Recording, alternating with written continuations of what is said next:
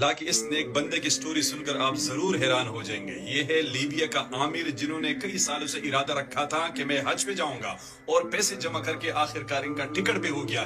لیکن آگے ہوا کیا، لازمی دیکھیے، 2 منٹ دیجیے ان کو۔ عامر جیسے ہی حج کے لیے ایئرپورٹ پہنچا تو پاسپورٹ میں مسئلے کی وجہ سے ان کو جہاز میں بٹھانے سے منع کر دیا اور تمام مسافروں کا نام لے لے کر سیٹوں پہ بٹھا دیے گئے اور جہاز نے حج کی طرف اڑان بھر لیے۔ لیکن عامر مایوس نہیں ہوا، ویٹنگ روم میں انتظار کرتا رہا اور خدا کے کرشمے کا انتظار کرتا رہا۔ ایئرپورٹ پہ عامر کو لوگ سمجھاتے رہے کہ جہاز اڑ چکا ہے، آپ کا نام نہیں آیا، اگلے سال کے لیے اللہ سے دعا کرے، محنت کرے، اگلے سال آپ جائیں گے۔ لیکن عامر ایک ہی بات کہتا رہا، میں ضرور جاؤں گا، انشاءاللہ میں ضرور جاؤں گا۔ ادھر رب کو کچھ اور منظور تھا۔ جیسے ہی طیارہ ہوا میں بلند ہوا، اچانک اس میں فنی خرابی آ گئی اور کچھ ہی دیر بعد اسی ایئرپورٹ پہ لینڈ کر گیا۔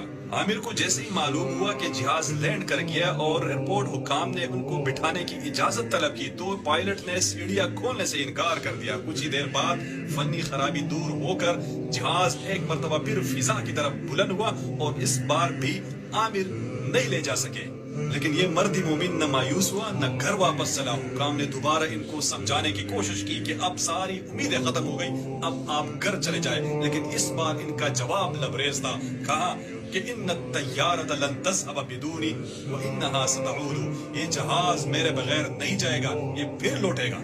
اور حیرت انگیز طور پر وہی ہوا۔ آدھا گھنٹہ جہاز اڑانے کے بعد ایک اور فنی خرابی کی وجہ سے اس ایئرپورٹ پر دوبارہ لینڈ کر گیا اور اس بار پائلٹ نے اسپیشل اعلان کر دیا کہ جب تک عامر سوار نہیں ہوگا میں جہاز نہیں اڑاؤں گا۔ ناظرین، یہ صرف کہانی نہیں ہے، یہ کل کا واقعہ ہے جو پوری دنیا میں رپورٹ ہوا اور سعودی شاہی خاندان نے ان کو اسپیشل استقبال کیا اور جب وہ حجاز مقدس پہنچا تو انہوں نے کہا الحمدللہ میں حرم پہنچ گیا۔